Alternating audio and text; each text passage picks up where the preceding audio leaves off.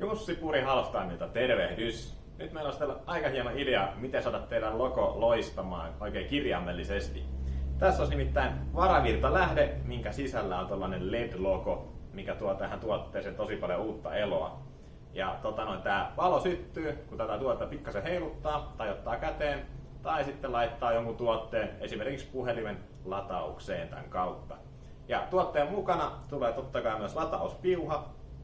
Toisesta päästä löytyy USB ja sitten löytyy myös latauspäät yleisimpiin puhelinmalleihin.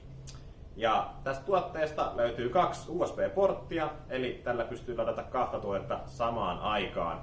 Latauskapasiteettia tästä tuotteesta löytyy 8000 mAh, eli sillä pystyy peruspuhelimen lataamaan monta kertaa.